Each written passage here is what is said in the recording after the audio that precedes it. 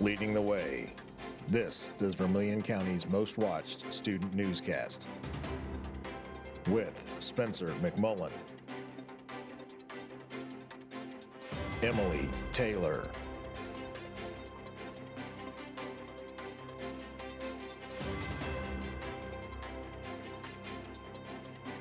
and Lizzie Rabb Sports.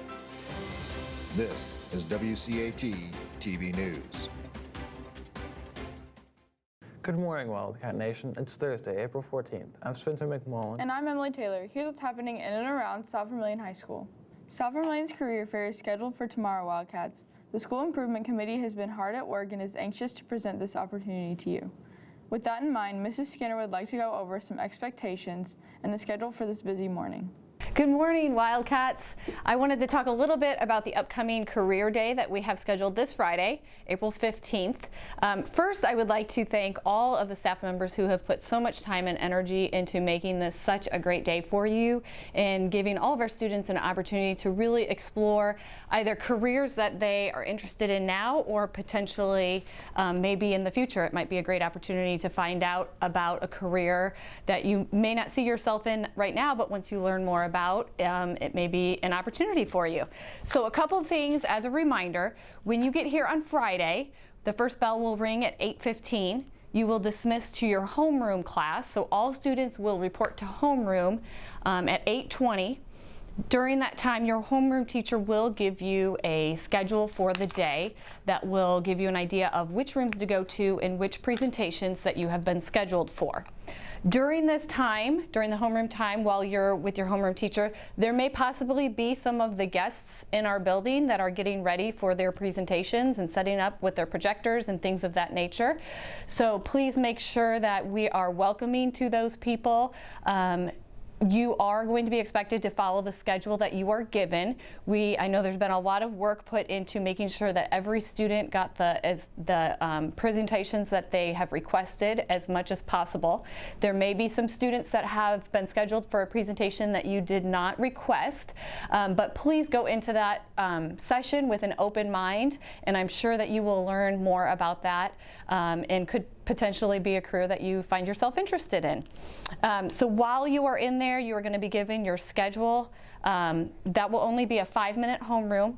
We will dismiss homeroom at 8:25, and then you will report straight to your first presentation that is on the schedule that you have. We will begin the day in our homerooms for just a bit before heading to your breakout sessions. And Mrs. Skinner wants to make sure you all know how great of an opportunity this is. So the morning will consist of 4 different presentations. Each presentation will be about 30 minutes long. During that time, I do want to remind you to make sure that we give our guests the same respect that we give all of our teachers. Make sure that we are attentive and we are engaged with them. They are taking time out of their day. Some of them are giving up personal time, and that it's a good Friday, a holiday for some, and they're giving up their personal time. Some are leaving their careers behind to come and speak to you. Also show some engagement and appreciation in the fact that they're coming here by asking some good, thoughtful questions. I'm sure each presenter will probably have some time built in where you might be able to ask some questions either throughout the presentation or at the end. So be thinking about some good quality questions that you can ask them, and they might be able to expand a little bit upon what they have presented to you. Another thing that you will want to think about: the day will be structured. You'll have 4 presentations. You will, in between each of those presentations, you'll have about 15 minutes to go out and explore what we are calling Future Alley. And that will be around the locker pit. And in Future Alley, you're going to find booths with representatives from colleges and universities. There will be representatives from the union and trades.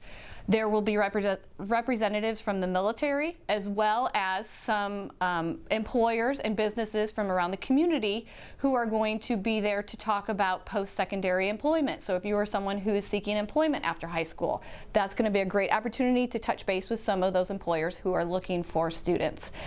So keep in mind that this may very well be your first interaction with a potential future employer or commanding officer or anything like that. So it might be in your best interest to dress well and professionally so that you can make a great first impression. And the last thing that I would really ask you to think about is that a lot of the guests that are coming into this building don't have a lot of experience with high school students. So they don't have a lot of experience with high school students or with Wildcats in South Vermilion. So they are going to leave here with an impression based upon solely one morning. And I'm going to challenge you to really make them realize what it means to be a Wildcat and how much character we have and what makes us stand above others, as well as really kind of instill a faith in others about the generation that you are a part of, and make sure they realize just what's coming out into the workforce. You will have a lot of chances to speak with professionals from the Wabash Valley, so make the best of it and have a great day, Wildcats. So last thing is I really want to challenge you to make the most of the day. I think it's going to be a great day for everyone. The students, the staff, as well as the visitors that come in. And I hope everybody has a great day and is able to make the most of it. The career fair is scheduled from 8:30 to 11 a.m. and will feature over 20 careers from agriculture to health science to manufacturing. Here's a helpful hint from the team at WCAT. Dress nicely tomorrow. You never get a second chance to make a first impression.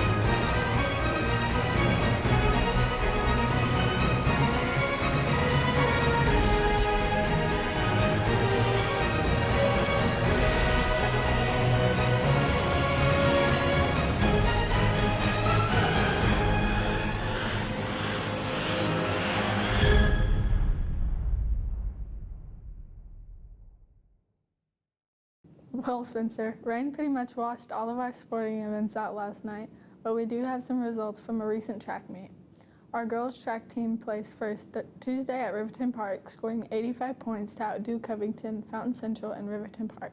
The boys also took first place at Riverton Park, scoring 116 points with Fountain Central, finishing second, followed by Covington and the Panthers. Tonight, weather permitting, softball will travel to Greencastle. First pitch is set for 5:30 and JV game will follow.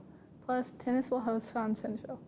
That's going to do it for you sports. Let's send things over to the Weather Center and our forecast of OG Maggie.